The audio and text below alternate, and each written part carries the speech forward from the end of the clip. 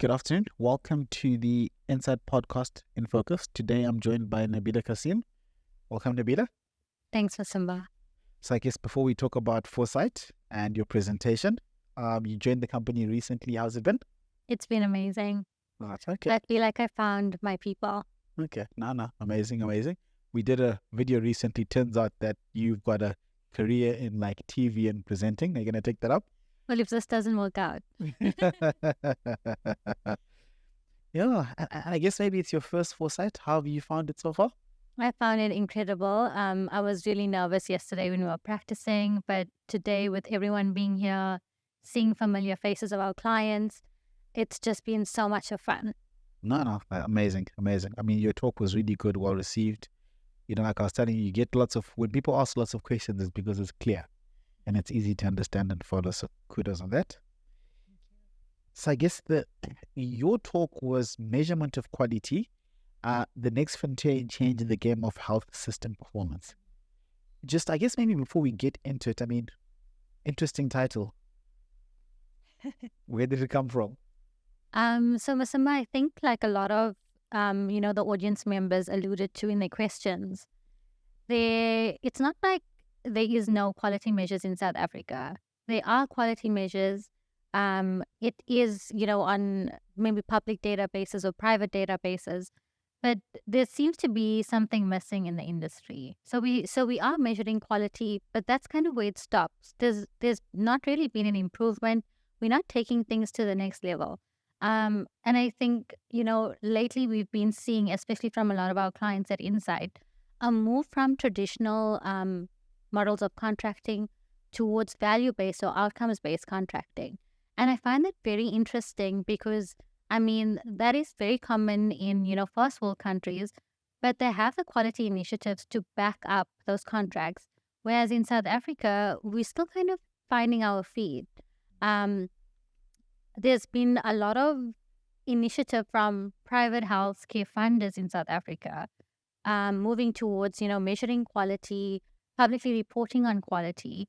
But, we need to ask ourselves whether they are the right people to be measuring and reporting on this data and whether it's appropriate for them to do so. Okay. No, that's quite interesting because I guess the difficulty about the health system is that you've got healthcare supply, healthcare provision, and in other contexts, you have a regulator. So if I think about in HCA, you have a NIS, who, for example, regulates between supply and provision, whereas because there is an important function not being fulfilled by an independent body, either one of the sides does it, and there isn't quite a meeting of the minds on it. Absolutely. And I think even when it comes to measuring quality of care initiatives, again, private healthcare funders have published the measures that they've collected and reported on. And there's been a lot of contention around this in the industry. And some of the data has had to be recalled because of disagreements on methodology. So I think that's where it's also important for an independent party to come in and do the measuring and reporting. And I think a lot of our clients value voice of the patient because that's exactly what we bring to the table. Okay. So I think an interesting point that when you started your presentation, you referred a little bit to the HMI as well as the development goals in terms of how we track the healthcare system. Now, how does measurement of quality assist us to address either the recommendations that came from the HMI or other health development goals that I guess are national priorities as well? So I think that's a really good question. Just to talk about the HMI for a bit. I think with the private healthcare, market in South Africa, we can see that it caters to just very few South Africans. So those of us that are in the position to afford private medical care are very privileged, and this is not something that's common in the country, even though maybe in our circles it seems that way. So I think that from a universal perspective, the NHI is trying to fill that gap, but I do think that they need a lot of support, especially from the private healthcare sector, who's been able to do this successfully in the past. When it comes to the recommendations from the HMI, there is barriers to entry for example, smaller hospital groups. How are they supposed to keep up with, the three large hospital groups in the country? And then when you look at it from that perspective, you see that there are certain players that are controlling the price or supply and demand. It's the same for medical schemes with their network arrangements. They basically control which provider you see. So in that case, there needs to be regulation. There needs to be unbiased reporting. No, fair point. And I guess maybe, the title of your talk is The New Frontier. Is what kind of a difference does it make? So let's talk separately in the private and public sector. What does quality measurement improve?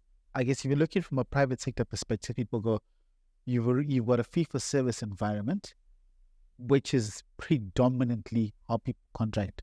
How will measurement of quality make a difference? So, Ms. Simba, that's a good question. And I think with value-based contracting, and I've been on the other side of this, right? I've been the person initiating these contracts from a funder perspective. And there is room for value-based contracting. I think the problem becomes when you dictate what quality measures should be important, and when the provider of healthcare can't really keep up with that. We've also seen instances where quality of care is such a broad topic, right? It can be measuring any type of clinical outcomes, patient experience. It's basically what you choose to improve on. And we've seen this where, in value-based care contracting contracts, there'll be specific objectives that need to be achieved. However, a private institution has focused for the past 5 years on quality improvement, focusing on different outcome measures. So there's that type of, it's like the two systems that are talking to each other. And I think that's where it becomes important for regulation to kind of set the standard of care and make sure everyone starts off measuring the same outcome. No, fair.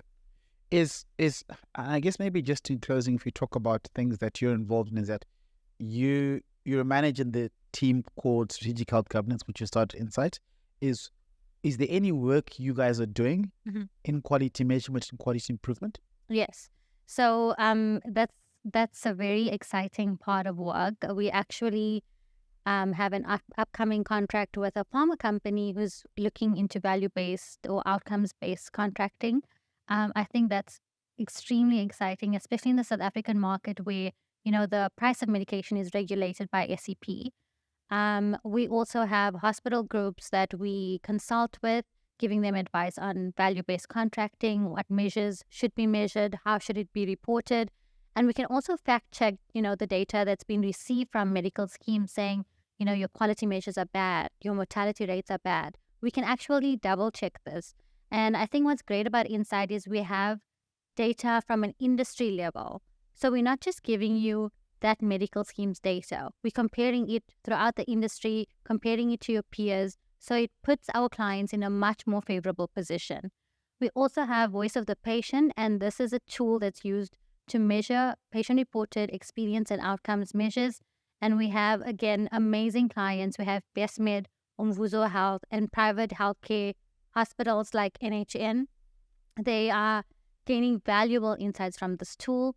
And again, it's an independent way for us to measure quality improvements over time. Okay. No. Thanks for that. Really interesting talk. And I guess maybe, this is an area that over the next 5 to 10 years is going to keep growing, because I guess as an industry, it is something we do need.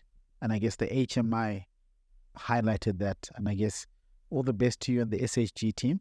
Hopefully more of our clients reach out to you for more of this kind of work. Thank you so much, Ms. Simba.